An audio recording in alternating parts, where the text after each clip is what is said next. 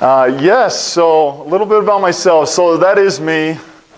That was like 2 weeks ago, so I had to see if I still had it. We were taking some photos at the local high school to do some marketing stuff, and I just got messing around and tried to see how long I could jump, but it didn't end well, so I'm glad they ended it there. Yeah, so a little bit more about myself. There's a few things in my life that are very important to me. So one is my family, and my wife's here, and that's how important it is to me. I want her to be involved in everything I do, and she's the number one person that believes in me. So if it wasn't for her, I couldn't do what I'm doing now. So family's very important. We have 5 kids. Our oldest is 9, Sky, and then CJ just started 1st grade, and then we have Chance and Levi, and then our new baby, Faith. So yeah, I'm a athlete, so that's what I did growing up. That and the outdoors. That was pretty much my life. You know, any kind of competition. Played 3 sports in high school. Really pushed me and stretched me, which I'm glad, because I didn't have much business training before I started down this path. So really what I've had to do is just take all those models I learned playing sports and the toughness of it and apply it to business. So yep, business owner and, you know, entrepreneur. We can get into that a little bit more. That's a tough thing for me to call myself, is an entrepreneur. I remember in college sitting through multiple classes, and they'd have guest speakers come. And an entrepreneur just always seemed like something I could never grasp. And I still feel like I'm not there, you know. So I use that term very lightly. I just learned how to spell entrepreneur a few weeks ago. So, and I'm using that as a good indicator. When you can spell entrepreneur without looking it up or Googling it or whatever, you're on to something. So remember that. And then also, I love goodwill. A few words of advice: get out of bed, get to work, and make something good happen. That's all you have to do every day. Get out of bed before anybody else, get to work, and make something good happen. So, yeah, and we can get a little bit into that. So that's a $25,000 grant we won for the community about a year ago. So that was pretty fun. Yeah, so I want to ask 1 or 2 questions. So how many people here want to work in business, just in the business field? Okay. How many people want to work for a big giant corporation? All right. You guys are brave. How about running your own business, starting your own business? Okay, Noah's hand shot it. He beat everybody to it. You got to raise that up there. Okay, so hopefully I hit little things that you can take with you, whether you're going to run a multi-million-dollar company or start something in your basement. It's all personal preference. And a lot of times, I'll be honest, when I first started down this path, I felt a little left out. Some of my buddies that were finishing the MBA program, they were going on to, they had got in with some great recruiters. They were getting placed in these big, great companies. And I'm just like, oh man, what am I going to do, you know? Trying to find my way. So all roads lead to the ocean. Remember that. Whatever you're passionate about, it's good you know that now. I didn't even know that till after my MBA, what I wanted to do. So that's a big point, is figure that out early. And sometimes it's just going to take you time trying a lot of different things. Yes, so where do I start? I had a few ideas about kind of my story and what's led me down this path. And so I call them humbling, life-changing, empowering experiences. So that's a little long for the title. But let me show you one example. So I got done playing college football. I actually was surrounded by some great coaches. So my freshman year, I was coached by Coach Meyer. And first thing he said to me, I showed up. I actually served an LDS mission to the Mascarene Islands in the Indian Ocean. Came home. I went out. I was about 225, 230. Came home about 187. First thing he said to me, I show up, we're doing a barbecue at his house, kind of to start summer training. Whole team's there, and I show up, and he just says, well, I'll edit it a little bit. He's like, you look like hit the weight room. You know, that was the first thing he said. He's like, you just look like crap. And that was my first experience with Coach Meyer. But then I learned he gives people a hard time of those he really believes in and wants to inspire. So anytime someone's giving you crap, use it as a positive. Because if they don't say anything, then it's probably a problem. They probably don't care about you. So yeah, that was freshman year. My wife and I, we actually met in 8th grade. And we got married right before I started freshman year in high school. Or college, not high school. I didn't even like girls when I was a freshman, no. She actually went to SUU for 1 year. She was doing her exercise and sports science. She'd been to Snow College, and then she was coming down here to finish up her degree. She was going down to paint her apartment down here, and I was starting camp in about 2 months. So I waited on the side of the freeway and with a little homemade cardboard sign and said, "Cece, I have no family, no job, no money. Will you marry me? Or will you be mine?" And she pulled over, thank goodness. She didn't know it was me. She's like, "Why is my name on that sign? And who's that weird guy?" But yep, got on a knee, asked her to marry me, and it's been history since. So, and then she actually went to the Utah with me. So she ended up graduating from Utah. But we love it down here. She actually said when we got here, she's like, "Where's my time machine? If we could go back, I don't think you guys realize how precious this time is." And people always told us that when I was sitting in your seat. Coaches, old players, teachers, how precious your time is. Use it wisely.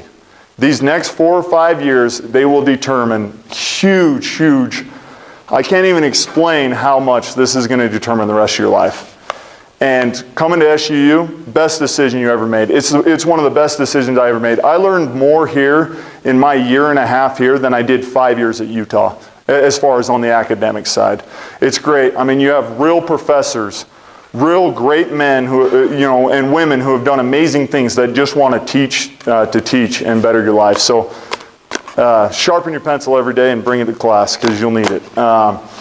Another humbling experience. So, my wife married me. That was really humbling to me because you always want to marry up. I got down here. Oh yes, so you're probably wondering what this is. Anybody seen one of these before? No? Man, you guys got to get out more. No one else had seen it when I moved down here either. This is called the Madsen Cycle. It's a cargo bike. So my wife actually worked for the owner of this company up in Salt Lake while I was finishing up school. And that was kind of her payment. He let her have a bike really cheap. So to come down here to school, it costs a little bit of money, right? MBA program, yeah, quite a few grand. I had a nice cherry red Dodge Ram. Just for the record, I haven't owned a truck since, dang it. But how did I pay for school? Well, I sold my truck. And my wife and I were not a big believer in debt, only for certain things. And so, it was all paid off. I sold it, paid for a few semesters of school. And I was like, oh, I'll be okay. We're going to live close to the campus. I'm just going to ride this bike around. So, humbling experience. 8 months earlier, I was playing, and I don't mean to brag about myself, that's not the point, but I was playing in the Sugar Bowl, playing in front of, 70, 80,000 fans, another 12 million on TV. I thought I was pretty hot stuff. Get down here to SUU, and I'm riding this bike back and forth to school. Right in where the PE building is, I'm coming down the road there. I remember it like yesterday. The FFA high school clubs had some kind of big reunion here or something. And I'm pulling down by, and these high school kids in their FFA jackets get off the bus, and they start making fun of me. They were taking shots at me. Oh, look at the grandma, yelling out of the bus and just giving me the hardest time. And right there, I felt like I'd hit rock bottom. I really did. I was just like, I have no career. And that was the biggest thing I learned is outside of the sporting arena, what value was I bringing to other people's lives? So ask yourself that question. What added value can I bring to somebody else's life? I was just a show and a good time. I'd go out there on the field, do my thing, and that's being in sports my whole life. That's That's what I did. And all of a sudden that wasn't there anymore. And out in the real world, no one really cares. I mean, they think it's cool, but it really doesn't matter. And so that was kind of my first come to Jesus moment. What really matters in life? What really matters for me is bringing value to other people and systems, processes, teams, companies. Whoever can bring the most value will usually end up gaining the most resources. So that was a little humbling life experience there. Let's see, what else did I have? I have so many stories. I just want to keep it very serious. And this is a little background kind of life lesson. We can get into the business stuff. This goes till 12:30, right? Okay. Okay, another life-changing experience. Right before I got into SUU, before I could even get into the MBA program, they had a little thing called prerequisites. Oh man, I had already done my degree in Parks, Recreation, and Tourism. I couldn't figure out why I couldn't get into an MBA program. Well, then I took business calculus. And let me tell you, I sat, it was awful. I about walked out. I sat down for 10 minutes, and then the professor, I actually had to take it at St. George because SUU didn't offer a summer. And I just finished at Utah, so I went down there, I was taking the summer class, and sat in business calculus. The first 15 minutes, I was done. I was embarrassed. We hadn't even taken the practice test yet. So I walk out. I remember walking out, getting a drink, just trying to waste time. I'm like, oh man, how am I going to go back in there? How am I going to do this? I go back in, I sit down, and we take our first practice test. So little did I know, it was all the stuff you should know before you take business calculus. I got about an 18%. I think it was like 17 and a half. And you had to grade your own paper at the end of class, and he had everybody call out their score. Okay? Yeah, I said I got a 73. You know, I'm not gonna lie. I was like, oh, 73 here. I'm good, you know. So I go up and speak to him after. And Professor Lunt. Yep, Lynn Lunt. I'm pretty sure his first name, Lynn Lunt. Go and talk to him after, and I say, hey, I can't do this. I'm out. I just said, I ordered the book online. It's not going to be here for another week. I'm going to be so far behind by then. Because, you know, summer course, it's like 3 hours, you know, like every other day. It's just crazy. So he told me, he handed me, so he's holding the teacher's book, and he says, you played college football and you're going to walk out of business calculus? And he really challenged me. You know, it was kind of just one of those gut checks. And he said, you can do this. And so he just handed me his book, and he said, you stay in my class. And he said, you stay in my class, and I'll make sure you pass. And I'm like, okay, well, you're not going to take the final for me unless you are, and then I can pass. So took the book, and this was my schedule. I would go to class at 9. It was like every other day. I'd go to 9, get done about 11, 11:30-ish.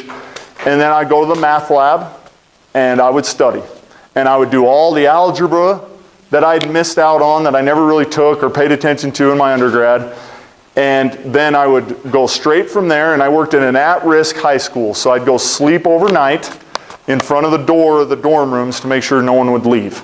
And you're not really, well, you're supposed to, they say you can sleep, but I don't know how anybody dares sleep with a bunch of juvenile delinquents running around with scissors. You don't want to go to sleep there. But anyways, so that's what I did. And the reason I'm sharing these things with you, if it wasn't for these experiences, there is no way I could succeed in business. There is no way I could succeed in life. And so that's what I want to share with you. All these things you're doing right now, you are just laying the foundation to just tear it up once you graduate. I mean, if you play your cards right and you build your foundation, you guys are seriously going to have the edge on so many people. Entrepreneur class, this is amazing what's been developed since I've been down here. I would have loved something like this. You know, during my this is undergrad, right? Not the MBA. Yeah, I would love something like this. So that was another kind of humbling life experience. Okay, how did I get involved in insurance? And how did I get involved in wanting to create businesses, start businesses? Well, I needed something. I needed something I was passionate about. Insurance, it could have been anything. I mean, I would have sold squeaky toys at a dog store. It really didn't matter for me. I just needed a vehicle to be able to project myself so I could own and start my first business. When I first came down here, in one of my accounting classes, I had a gentleman. His dad ran a sporting goods business. And this kid, I mean, he wasn't the athlete type, which was fine, but he was so smart. He was unbelievably smart. And he got the bright idea, and he said, hey, I know nothing about sporting goods. How about you run all the sales and the inventory side, and my dad's getting ready to retire, and I'll run all the accounting side. And I'm like, sweet. I don't have to think. I just have to talk to people. Perfect. That's right up my alley. So, so that was kind of the plan. And so I was working at the overnight, at-risk high school, kind of just getting through school, trying to do what it took. And then Sherry Hansen, I don't know if anybody's heard of Sherry Hansen in here. Anybody see her ads, advertisements around town? Yeah, right around the corner. So we actually live down the street from Sherry. She's kind of like a second mom to me. I call her my State Farm mom. So she approached me and she said, hey, I think you'd be really good at insurance. And I just kind of was like, looked at her, I was like, oh, I don't know. Insurance? Let me tell you a little story. My wife and I, we didn't even know you had to have car insurance when we got married. We were driving around a car without insurance for like 3 months because her dad gave us the car because we both didn't have any money. Well, he kind of gave it to us. It was her car. I bought a wedding ring. She got the car. It all worked out. But so I told her no. And just politely, I just said, hey, I don't know the first thing about insurance. And, all those broken bones, I'm a risk taker. I really am. And so that was one thing very counterintuitive to me. So I just kept working at that risk high school. And then I got an opportunity. Who knows Two Brothers Communications, Verizon Wireless? Right here in town? All right. So this is a funny little story. Brad Lurcher, so it's all about who you know in life. Another recommendation I'd have for you, write down any contact you meet, put their name, phone number, and email, just start a spreadsheet. Oh, they were in this class, just document it. Every semester, you come across anybody, business owners, guest speakers, and you document all that. Because I guarantee you there'll be a time and a place where you need to go back to them. If I was on better terms with Professor Templin, it's not saying he wouldn't help me. Negotiations. I've had to negotiate a few contracts over the last, 1 or 2 years, and I'm telling you, if I would have kept that operations and not just come out of the street like begging, oh, can you help me with this? Build those relationships, because there's going to be a time you're going to need those people. And you want to bring added value to them as well. It always, never just take. You've got to find a way to give it back to them. Okay, so yeah, Brad Lurcher, he manages the Verizon or the Two Brothers Communications stores for the region. And somehow he knew my wife's sister, whose wife's sister knew my wife, who knew me, and it just all connected, and he needed a new manager. His manager just left. So my management skills up to this point. Let's just say I managed a lawnmower in high school and cut lawns. I was kind of just do it myself. I always had kind of that, I never really had a traditional job. I used to catch snakes because there was a guy in the neighborhood who would pay $1 a snake. So I'd go find the snake nest, throw them on a garbage can, bring them over to him. So just little different weird ways, but it was always dependent on myself. And needed money, so I was like, oh, I'll just go mow lawns. Whose lawn looks crappy? Just went and talked to a few people in the neighborhood, got a few referrals after that, and that's what I did through high school. I just played sports, and then anytime we had a fundraiser, I would just go out and I would just knock it out of the park. Like we had to sell these chocolate bunnies for baseball. I sold 1,327 of them in like a month. Paid for all my baseball the next 2 years, got a new mitt, got a new glove, got a new bag. So from an early age, I kind of was headed down that sales path, that that area. But so, and as far as management, the reason I love sales, it all depends on you. It's all about how hard you work, how good are you with people, how well do you know your product, what to say, when to say it, how to say it. So I love that part about it, because it's like athletes. You're on the field. You get paid if you catch the ball or whatever, you make your block, you run fast. So direct correlation there. So he put me in charge of this Verizon Wireless store, and by then I was ready to get out of that youth high school. It was crazy. I learned so much there, but wow. Your guys' problems, I mean, we all have problems. Some of what those kids face is unbelievable. So took this job at Verizon Wireless. Started kind of working into that management role. There were already employees, so I didn't have to hire anybody, thank goodness. I did have to hire someone like 2 months in. Oh, it was a nightmare. But kind of got my first taste for managing a team and trying to run a store.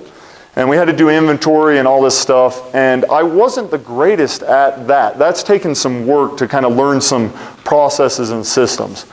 But one thing I did do really well is they don't work for Verizon Wireless.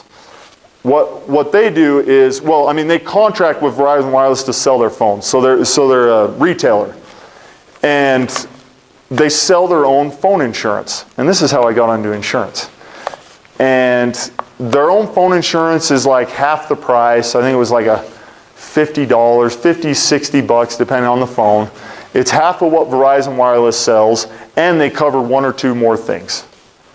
Before I started working there, no one really knew, like no one really sold it. They're just like, oh, they just get the Verizon Wireless insurance. And they had this competition. Who could sell the most insurance in the region, got an Android smartphone. This is right when smartphones came out. So everybody had the flip phones before that. The little slide keyboards, they were really cool right when this happened. So, and that's crazy. It was only like 5 years ago. So the Android phone, it was about $600. And I thought to myself, well, I'm not even going to use it. So, but I thought, well, I love the competition, so I'm going to win the dang thing, you know. So what happened is we got into bundling, and what we would do at the sales process, we really just had to refine how were people buying these products. And what we started doing, instead of telling them, hey, it's $50 for the phone, and then it's $50 for the insurance, and then it's $15 for 2 accessories. We can get your screen protector and your, in your case. We just took the reverse effect and said, hey, we have 3 packages for you. This first package, you're going to be able to get your insurance covered, and we just go over all the benefits that they'd be crazy not to do it. And so we'd start high and then work our way back down. Just that little tiny tweak in what we were doing changed a ton. Like in 4 months, we were one of the top stores in the region. And the reason I'm sharing this is it's those little things that you got to find that make the biggest difference. It's the little niches, the little processes, the little systems. That's what will set you apart. And here's the thing, it's kind of tough to get people to share those things with you. And so I do want to share a little bit the importance of a mentor. Find someone who's been there before. Wash their car, mow their lawn, do anything to show them that you're appreciative and that you care about their success more than your own. You got to find that 1 or 2 people, and you don't need a ton of them. Really, I would say 1 or 2 select people in your life that'll be able to guide you and help you. They're going to save you a world of pain, a world of kicking against the bricks. Okay, so what else do you guys want to hear about? Any questions so far? Let's do a few questions. I can only talk. I mean, I can talk forever, but Anybody have any questions? So that's how I got insurance. Go ahead. I'd like to know, just with you starting the franchise through State Farm, did you choose the franchise because it was like limited risk, like the less risk of starting the franchise because a business and a formula that had been established, or what was your thought process? I wish I was ahead of the game that far, thinking ahead that far. What it was to me, I had 2 kids. I was finishing up my MBA. Oh yeah, and then how did I get back with Sherry? So I figured out insurance was the moneymaker. We made like double commission at Two Brothers for selling the insurance. And then I was like, well, maybe Sherry's onto something. So I went and spoke with her, again, and she's like, yeah, come try it out. So I did it for 9 months. What it was for me, I needed something. The sporting good, once I compared the insurance, running an insurance office versus a sporting goods store, the amount of headache that the sporting goods store would generate year after year versus the amount of headache once you get an insurance office set up, it was night and day difference. And so that's what kind of led me. I was looking to the quickest way to get my own will. Does that make sense? So you don't have to reinvent the wheel early on. If you're bright enough and you're smart enough and you're going to come up with an app and you're going to come up with something to change the world, by all means, go do it.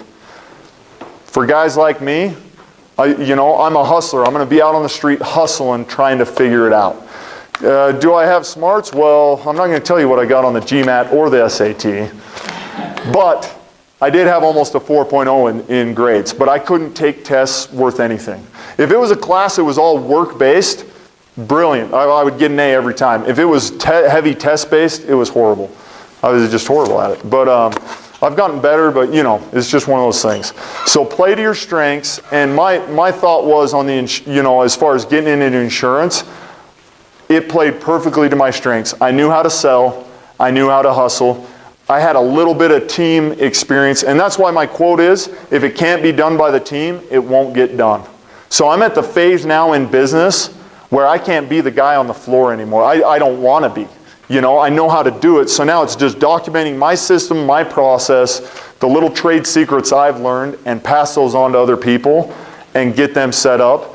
And that's the glory of it, because I'm bringing value to them. And at first I felt kind of bad about it. I'm like, oh my gosh, I used to work 80 hours a week, getting all this stuff done, making sure it was successful. And now I work 20 hours a week and I'm making more and I have more free time to choose what I want to do.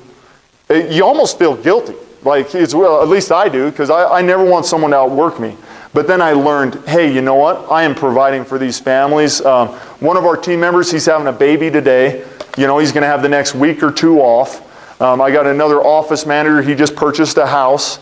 Just barely. Got a nice little, house for him and his wife, and then also a mother-in-law rental on the bottom. So, it's one of those things. At first I was feeling guilty, but then it's like, you know what? If I can position myself and bring value to others, they'll go to bat for you. And they'll do all your dirty work for you because they need to start as well. And yeah, we do have a little turnover. About every year or two I have to find a new person, which is very low, I think, in my office versus some other insurance industries I know of. So, yeah, hopefully that answered that.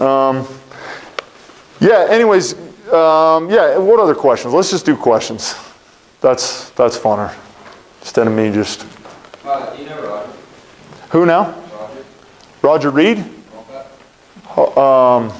Is he State Farm? Yeah, I recognize the name. I don't know him personally, but yeah.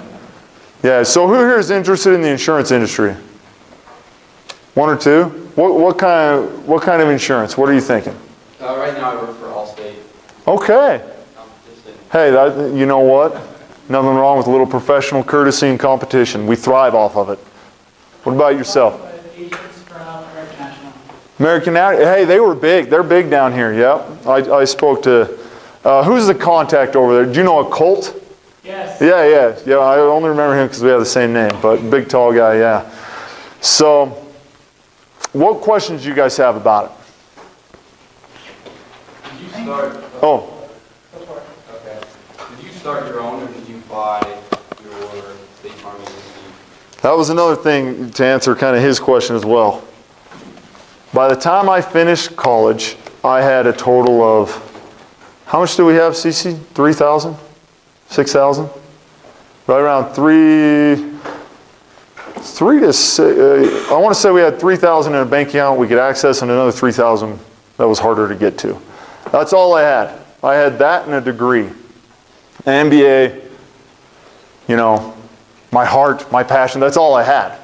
And the network I'd established. So that is one way to go about doing it.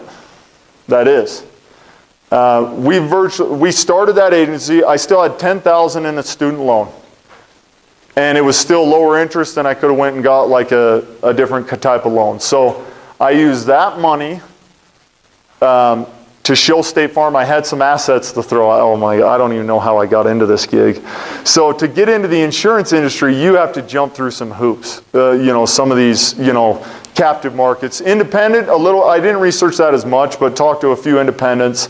It seems still like a different gig. They would subsidize, like the Levitt Group and a few other different independent agencies. They would subsidize some of your income, but eventually you'd either have to pay it back in commissions or, work it out that way. The captive market's set up a little bit different than that. They pretty much say they have this thing called a permanent contract. So they try you out for a few years. If they don't like you, you don't sign. Whatever money you invested, you lose. But you can either inherit a book. So with State Farm, they own all their customers. So you can either inherit a small portion to get you going or start scratch. When I started, the agent before me, there was actually 2 agents who hadn't made it. So one started it.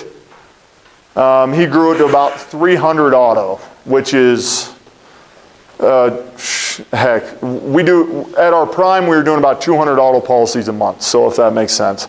The next agent, well, no, not 200 auto, over 200 total apps, about 150 auto. But the other agent was there, he was there for about a year, and he added about another 200 to it. So when I took over, State Farm did kind of count it as scratch, but they did give me about 500 autos to start. And in my mind, it was a dream come true. I wanted to start a business. It was kind of one of those, it wasn't way out in the abyss because State Farm does control some of the compliance, some of the regular, insurance is highly regulated. So you do have to play like in their world. But then also on the other side, you're a 1099, you're a contractor, you're 100% commission. And those are just barriers to entry. Some people hate the fact of being 100% commission. Yeah, how did I didn't really buy a book. I inherited some, and then I just hit the ground running and just sold like crazy. Our first year, it was rough. Ton of learning experiences, made a ton of mistakes, got in a few scary situations, came out okay, still alive.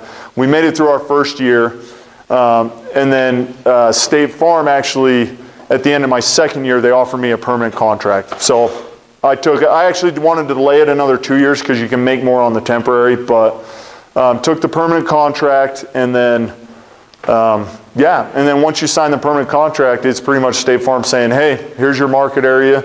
As long as you stay compliant, as long as you pay your bills, and keep all your insurances active, and then make sure your people are all compliant and licensed, they pretty much, they're there for support. So. Why did you choose State Farm specifically over the other agencies? You know what? It's because Sherry Hansen. I started working for Sherry Hansen, and is it kind of one of those things, done is better than perfect? It was one of those things I could have shopped around, and I met with enough agents, I met with enough captive, non-captive debate, but for my specific situation, I knew I had a little over a year of State Farm's experience to where I knew their system. And then I actually transferred and worked for another agent for about another 8 months in Salt Lake. And he was one of the top agents in the state at the time. And so I just went up to him and said, hey, I want to be great at this, teach me, And then you can keep all the policies I sign up and everything like that. So, yeah. Does that answer your question a little bit? Okay. When you first started, what were, without giving away any of your secrets or anything like that? Do I know? When you first started your franchise, without giving away any of your secrets, what were some of the things you did to hit the ground running, to bring in those first initial customers? What was that process? Yep. So price. Price? So the insurance company doesn't want you really selling on price because you got to kind of find out what your market is wanting. We live in Utah, very low income state. What do people love in Utah County? Free stuff. Free. If you say it's free, you're going to get people at your marketing event. And so, great question. And really, not really, secrets. I would say biggest trade secret is find a way to save them money. Still give them quality. Get them in on price, sell them on value. So that was kind of our approach. And they don't like that because they're like, well, no, they should be shopping for what's right for their needs. Yeah, there's a balance. But if you can turn around and tell someone you're going to save them $300, $400 a year and they're on a fixed income, man, now you have something to build on. Very rarely do people jump insurance companies and pay more unless it's relationship and money's not an issue. But then you're narrowing your market to about 30% of the people. So, yeah. And we're almost out of time here. Yes? What's some of your future plans? Are you going to stick with State Farm, or do you plan on trying to Yes. You know what? After going through what I went through to get the agency built up, it's a great, and I forget this is being recorded. If my sales leader's listening, I'll have to do some explaining after, but I'll tell you. No. So, in businesses, and I've just recently kind of learned some of these concepts, but I would say, has anybody heard of a cash cow versus a racehorse? Everybody kind of heard about a dog. So you shoot wounded dogs, you ride racehorses, you cash cows, you know. And the concept behind that is, at one time, State Farm was my racehorse because I needed something, I needed an opportunity. And it was set with my skill sets and abilities to be successful. So I ran with it. I rode that racehorse as fast as I could. Well, there's a little bit of an S-curve. When you don't have any customers, you're going to grow like crazy. But then all of a sudden you get so many customers, now you got to spend time servicing those customers and helping them out. So now your productivity is going to go down a little bit, but you know, it's just how it is. And so I've kind of gotten to the point where it's done being a racehorse. Now, what do you usually do? Well, you're either going to sell it and just sell the company and move on, take your money. Well, I don't own the policies with State Farm, so that makes it a little difficult. So the next best option would probably be cash cow it. And what that means is you keep it healthy, you keep it strong, and you keep it focused and doing good things. One thing that's nice about insurance, once you go through the process and learn how to do it, now you can teach other people how to do it. And your quality is going to go down a little bit because they don't own the company, but you can cash cow it. So what I'll probably do is, it's my cash cow. That covers all my bases, and now I can go play and make any kind of creation I want, you know, after that point. So, what was your growth like from starting until now, and what do you attribute it to? Attribute to sweat, blood, and tears. A lot of mistakes. Growth. Our first year, we grow a little, almost a million point. Our second year was phenomenal because now all of a sudden we had all the referrals coming in. End of the second year, we were just under 2 million. End of the third year, just under 2.5 million. And this year, we're going to finish out just under 3. And I haven't sold a policy in a month and about a year and 2-3 months. I haven't really sat in the chair selling policies. But I have I'll handle the special ones. I'll handle, special contacts and stuff like that. But now I got pretty much a team systems process. Now it's all about team management and recruiting talent. So what was the difference between you and the guys before you that you said they had like 200 and 250? I mastered my craft under another agent. People that think they're just going to walk out and do it, well, I had a year and a half experience and I still got slaughtered on stuff. And I didn't want to embarrass my wife. I wanted her to share a few things about what it's like being married to me and the crazy life we live. But Yeah, I can't say it. she can't see. You got to give the edited version. No. No, you just have to be just as creative, just as open-minded.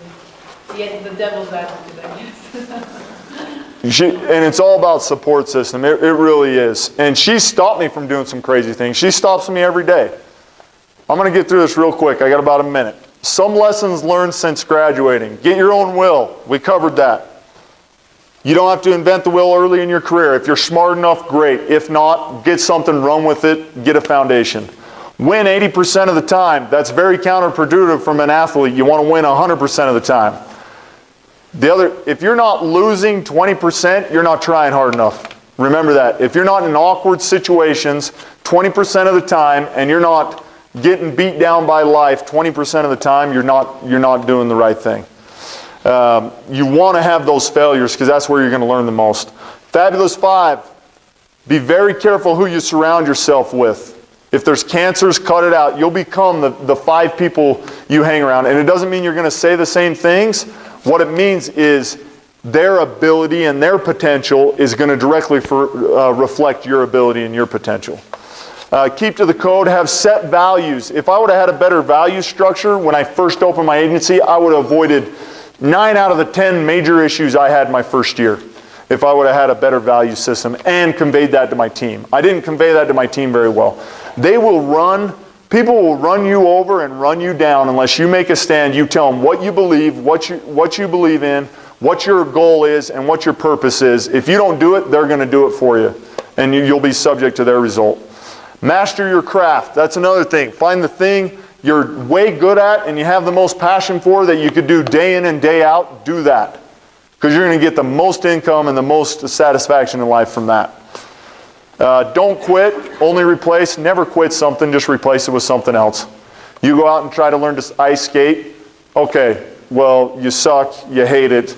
Don't quit and just stop doing something. You got to find, never quit something till you have something to replace it. That's kind of been my idea. Freedom through systems and processes, we talked about that a little bit. That'll set you free. Getting other people to be able to do your work and still give them value. And then be a solver. The better you become at identifying and creating solutions for people's problems, the more successful you'll become. Ring true from SUU, 50-50 relationships. If he ever teaches an entrepreneur or negotiations class, get in it. It's unbelievable what this man's negotiated before and some of the stories he has. I like to hang on the 40-20. I'm in sales, or the 40-60 rule. I like to only take 40% and let the other person have 60 because they're going to give me referrals for it. So I never try to take the whole pie. That's basically a whole pie. You're sitting down to dinner. I like to cut. I let the other people choose. This is the best sales tactic I ever learned. So I let the other people cut what they want, and then I cut what, give them the offer, and then I let them choose. Because if you're getting them 60%, they'll take it. Theory of constraints, continual improvements. Who's here read The Goal? All right, look that up. It's awesome. The Goal by, yes, Goldratt. Read that. That'll tell you all about that. That's one of the best things I've ever learned from SUU. I use it all the time. That's how I got my system and process. That's how I'm able to bring in almost $3 million in sales a year and not sell a policy. Read that book. It'll tell you everything you need to know on there. Heteroskedasticity, that'll get you in the door. Who's had economics? I learned this from Professor Barry. I don't know if he teaches undergrad or just graduate, Heteroskedasticity, that got me in my chair with State Farm. I said that in the interview. It's something with regression models and like how to predict sales versus activity. He said, you don't even have to know what it means. He said, you use that word in an interview and you'll get the job. And so it was awesome. It was great. The vice president of State Farm was in the room and I said it and he asked questions on it and then I tried not to sound stupid and it was great. And I actually just said, my economics teacher pretty much told me during my MBA, he said, if you use that word, you'll get the job. That's what I told them flat out. And they were dying. They were loving it. And I said, that's my 30 grand right there in that one word, so I gave him a hard time. Anyways, Elmer Wheeler, Sell the Sizzle. Look that up for your 90-second pitch you got to do. We don't have time to watch this stuff. What time? We're done, right? Oh, man, I'm so sorry. I have so much. You get me talking. That's why I brought my wife. She's supposed to throw the baby in the air when I'm, to move on to the next topic. So, yeah, don't eat the chili game. Hey, we'll play this game at lunch. If you guys want to come to lunch, come. We'll discuss this. It'll be really fun. If you want to learn a great thing, it'll change your life. Okay, that's pretty much all I got. Challenge, read The Goal, give a sincere compliment each week. Thank you again. Let's stay connected. There's my information.